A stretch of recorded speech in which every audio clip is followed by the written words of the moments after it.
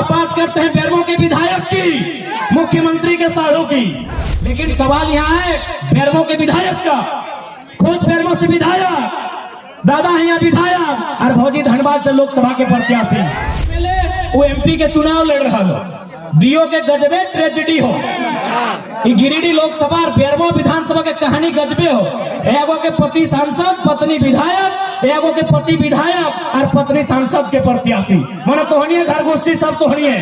कोयला भी तोड़, बालू भी तोड़, लोहा भी तोड़, ढेका भी तोड़, पत्थर भी तोड़। अगर गिरिडीह लोकसभा के सांसद की बात करें, उन्हें कभी फुर्सत नहीं मिला कि झारखंड के जनमानस के बच्चों की चिंता की जाए। उन्हें क्या फुर्सत मिला कि गिरिडीह से सांसद और पत्नी रामगढ़ से विधायक। थोड़ा सा हमने बात करा ये लोकसभा चुनाव के विषय में। लोकसभा चुनाव 25 तारीख के वोटिंग होता है। तारीख याद हो ना? 25 तारीख के जिस दिन हमने वोटिंग करवा, ठीक है, हम चारों तारीख घूर लेंगे। जिस दिन हमने वोटिंग करवा उस दिन ध्यान से देखिए कि आकाश भी धिपल तातल रहता है और धरतियों धिपल तातल रहता है। आकाशों धिपल तातल रहता है, गर्मे गरम रहता है, और धरतियों गर्मे गरम रहता है, और संगे संगे हमार दहिया हमार कतो गर्मे गरम रहता है, धिपल तातल रहता है नहीं? यानी आकाश धरती के साथ साथ मेरा शरीर का बदन भी गर्म रहेगा उस दिन। हम माथे को पसीने से पोंछेंगे, अपने सर को पोंछेंगे, लेकिन फिर भी मतदान करने के लिए जाते हैं। क्यों जाते हैं? जबकि इसी समय हमारी माता, हमारे पिता अगर हमें कोई काम करने के लिए कहे तो हम साफ मना कर देंगे कि बाबू शाम को बोलिएगा, शाम को थोड़ा हम काम कर देंगे, अभी गर्मी बहुत ज्यादा है। लेकिन 25 तारीख को हम लोग बहुत भारी गर्मी में 45 डिग्री के टेम्परेचर में वोट देने के लिए जाएंगे। क्यों? हमको विश्वास है, हमें आशा है कि जिस नेता को हम लोग वोट देंगे, जब वो चुनाव जीतेगा, हमारे बच्चों के भविष्य की बात करेगा, हमारे गांव को सुरक्षा प्रदान करेगा, हमारे आने वाली पीढ़ी की दवाई, पढ़ाई, कमाई की बात करेगा। इसीलिए हम लोग वोट करते हैं कि जो नेता चुन के जाएगा, जो नेता जीत के जाएगा, वो हमारे बच्चों के दवाई, कमाई, पढ़ाई की बात करेगा। लेकिन आज देखिए, यही ये बेरमो विधानसभा और गिरिडीह लोकसभा है। अगर गिरिडीह लोकसभा के सांसद की बात करें, उन्हें कभी फुर्सत नहीं मिला कि झारखंड के जनमानस के बच्चों की चिंता की जाए। उन्हें क्या फुर्सत मिला कि गिरिडीह से सांसद और पत्नी रामगढ़ से विधायक। अब बात करते हैं बेरमो के विधायक की, मुख्यमंत्री के साढ़ू की। बेरमो से विधायक, पिताजी आज उनके दुनिया में नहीं है, उनको नमन करते हैं। लेकिन सवाल यहाँ है बेरमो के विधायक का। खुद बेरमो से विधायक, दादा है यहाँ विधायक और भौजी धनबाद से लोकसभा के प्रत्याशी। भौजी यानी विधायक जी के पत्नी धनबाद से लोकसभा, ये एमएलए वो एमपी के चुनाव लड़ रहा हो। दियो के गजबे ट्रेजेडी हो। गिरिडीह लोकसभा और बेरमो विधानसभा के कहानी गजबे हो। एगो के पति सांसद, पत्नी विधायक, एगो के पति विधायक और पत्नी सांसद के प्रत्याशी। मन तोहनी घर गोष्ठी सब तोहनी है। कोयला भी तोड़, बालू भी तोड़, लोहा भी तोड़, ढेका भी तोड़, पत्थर भी तोड़। हमारे पोथी माच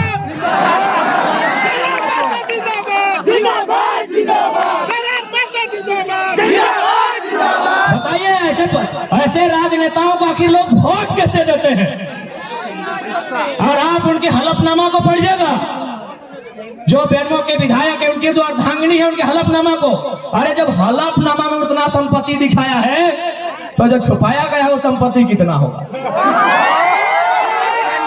जब वो अपने हलफनामा में इतना संपत्ति दिखाए हैं, तो जो छुपाया गया है वो कितना होगा? एक बात, बहुत सारे लोग कहते हैं कि नहीं, जो आप बाहरी भीतरी की बात करते हैं, हम स्पष्ट कहना चाहेंगे, हम सामाजिक न्याय की बात करते हैं। यही हमारे महाराष्ट्र के भैया हैं, देखिए इनको।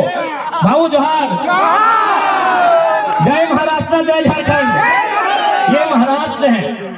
तमाम मीडिया वाले बिल्कुल इनको फोकस कीजिए, क्योंकि इनके सामने हम दूध का दूध और पानी का पानी करेंगे। जो लोग हमें कहते हैं ना कि ये लड़का बाहरी भीतरी की बात करता है। अच्छा एक बात बताइए भाऊ,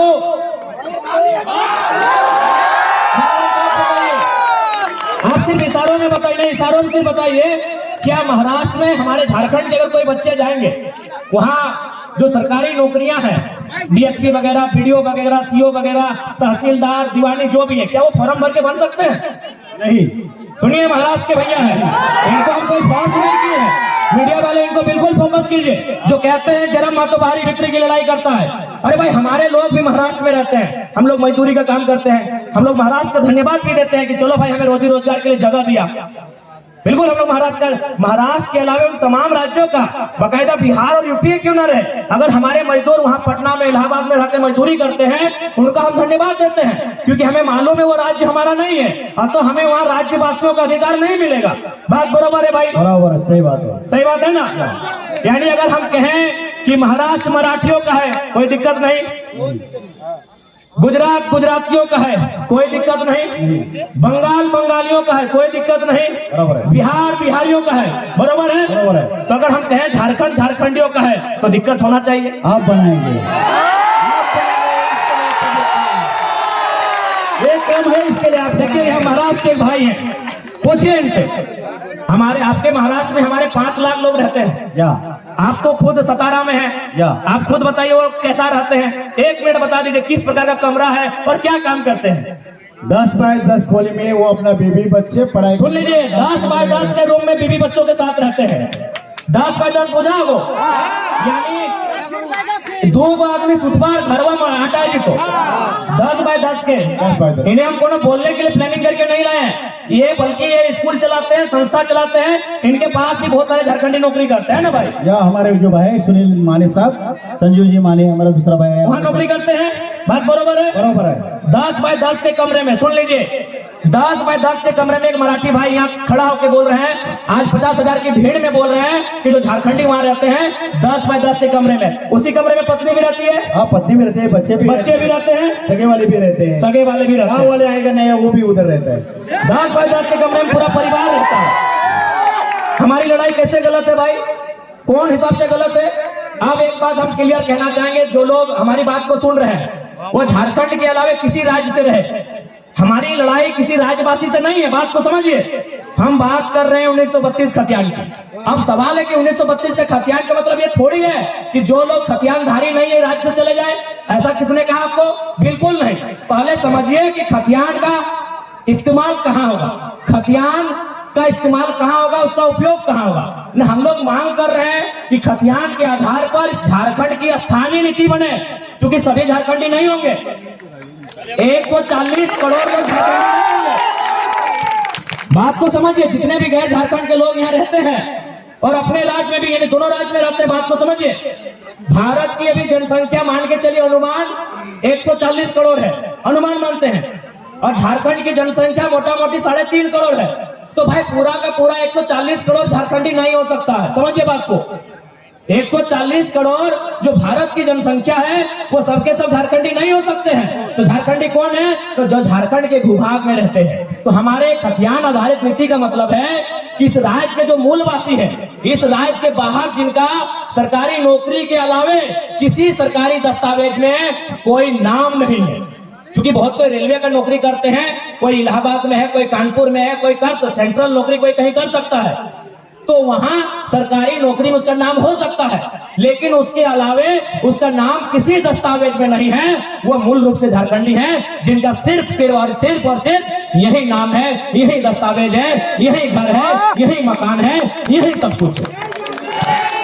अब सवाल है कि खतियान के आधार पर एक स्थानीय नीति बनेगी, उस स्थानीय नीति को लागू किया जाएगा जो झारखंड की वैकेंसी होगी।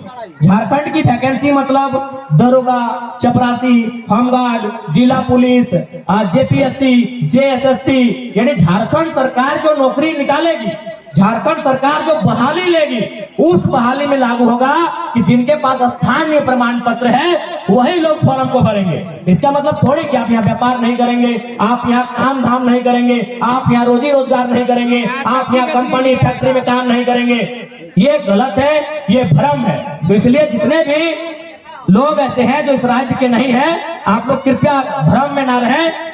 हमारा मांग क्या है, हमारा आंदोलन क्या है, उसकी असलियत को समझने का काम करें। और मैं बिल्कुल कहता हूं, जो लोग ईमानदारी से, जो लोग निष्ठापूर्वक इस विषय को समझते हैं, वो कहीं का रहे, हमारे साथ खड़े हैं। और साथ ही साथ इसलिए उस भ्रम से आप बाहर निकलिए। बाकी हमारा डिमांड क्या है, निजी क्षेत्र में 75%, यानी 25% में बिहार, यूपी, बंगाल, उड़ीसा के कहीं के लोग आए, स्वागत है आपका। निजी क्षेत्र का मतलब है प्राइवेट सेक्टर। प्राइवेट सेक्टर में हम लोग का डिमांड क्या है, 75%, बाकी 25% ओपन है, उसमें आप आए, जिसको आना है, जहां से आना है, आपको आने के लिए स्वागत है। हम लोग सरकारी क्षेत्र में क्या मांग कर रहे हैं कि जो हमारा ओबीसी का आरक्षण है उसको थोड़ा इंक्रीज किया जाए और उसको 90% झारखंडियों के लिए। अब सवाल आप करते हैं कि नहीं जनरल में बहुत ज्यादा छूट जाता है, तो वहां भी नियम है कि जनरल 1 और जनरल 2 में परिभाषित किया जा सकता है। बहुत सारे ऐसे राज्य हैं वहां जनरल विजेगा, जनरल वर्ग से आते हैं, जनरल 1 और जनरल 2 में उसको परिभाषित किया जाता है। जो जनरल 1 होगा वो केवल झारखंडी भरेंगे, और जो जनरल 2 होगा, जो 10% छूटेगा, उसमें all over India, Bihar, UP, Bengal, Calcutta जहां भरे, कोई मना नहीं है। अब एक बात बताइए, अब यहां से इन मुद्दों के बाद भी किनको लगता है हमारी लड़ाई गलत है भाई? और एक बात, जो लोग हमारे राज्य में चढ़ के बात करते हैं, अच्छा एक बात बोलिए भैया, आपके यहाँ उत्तर प्रदेश के लोग भी रहते हैं? माइक सही बोलिए ना। हाँ बोलो सर। रहते हैं, उत्तर प्रदेश के लोग रहते हैं? हाँ रहते हैं। बिहार के लोग रहते हैं? बंगाल के लोग रहते हैं? पूरा स्टेट का लोग रहते हैं। पूरा स्टेट के लोग रहते हैं, लाखों में रहते हैं। लाखों में। क्या आपके प्रदेश में उन्होंने कभी अधिकार मांगा है? नहीं कभी नहीं। उनको सबको झारखंड में चाहिए, कहे ना झारखंड मौका देना है। देखिए दादा सामने है, सबको झारखंड में चाहिए, उधर वालों को उधर का हिस्सा चाहिए, इधर वालों को इधर का हिस्सा चाहिए, इधर वालों को इधर का हिस्सा चाहिए, सबको बराबर झारखंड में ही अधिकार चाहिए। उनकी भाषा को भी यहाँ चाहिए, उनके टीचर भी यहाँ होने चाहिए, उनके वकील भी यहाँ होने चाहिए, उनके सब यहाँ झारखंड में होने चाहिए। यही महाराष्ट्र है, महाराष्ट्र में भी लगभग अनुमानित 25-30 लाख के आसपास में यूपी बिहार के लोग रहते हैं, बंगाल के लोग रहते हैं, उड़ीसा के लोग रहते हैं, और गुजरात के लोग तो बहुत ज्यादा रहते हैं। और एक बात, आज आपको एक बात क्लियर कहना चाहेंगे, 1960 से पहले आपके महाराष्ट्र का नाम बॉम्बे था, बराबर है भैया? बॉम्बे नाम था। उसके बाद जिस प्रकार हम लोग बिहार से झारखंड अलग करने के लिए मूवमेंट किए, वहां भी एक मूवमेंट हुआ, तो वहां क्या होता है, 1960 में दोनों राज्यों का विभाजन हो गया, बॉम्बे बना गया, एक तरफ महाराष्ट्र और एक तरफ गुजरात। आज जो बंबई नगरी है उसको बनाने में गुजरातियों का बहुत बड़ा योगदान है, उनके व्यवसायियों का, उनके व्यापारियों का। लेकिन आज तक गुजरातियों ने नहीं कहा है कि महाराष्ट्र में गुजराती भाषा को मान्यता मिले, नहीं कभी नहीं बोला। आज तक गुजरातियों ने नहीं कहा है कि महाराष्ट्र में गुजराती भाषा को मान्यता मिले। तो फिर ये पड़ोसी राज्य वाले बार बार कहे कहते हैं कभी भोजपुरी को मिले, कभी मगही को मिलेगा, कहे मिलेगा भाई? क्यों? और एक बात सुन लीजिए, हमारी लड़ाई कोई भाषा भाषी की नहीं है, बात को समझिए। हम लोग हर एक भाषा का सम्मान करते हैं, क्योंकि भाषा किसी की माँ की है, भाषा मातृभाषा से जोड़ा जाता है। जैसे हम लोग का किसी का संथाली है, किसी का कुड़माली है, किसी का कोरटा है, किसी का मुंडारी है, तो भोजपुरी मगही भी किन्हीं की मातृभाषा है। हमें किसी की मातृभाषा शिकायत नहीं है। हमारा बात को समझिए, हमारा शर्त यह है कि आप दुनिया की किसी भाषा को झारखंड में रहकर गीत गाएं, उसका गाना सुने, हम कानूनी मान्यता नहीं देंगे। बात समझिए, सरकारी दस्तावेज में मान्यता नहीं देंगे, हम ये बात कह रहे हैं। हाँ, बाकी अगर उसके बाद भी अगर आपको दुविधा है तो जिला वाइज सर्वे कीजिए।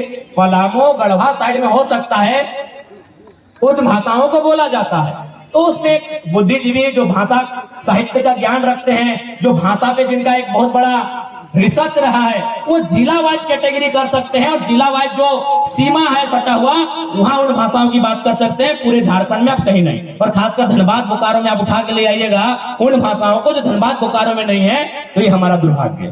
तो लड़ाई कभी भाषा की नहीं है, बात एकदम क्लियर है।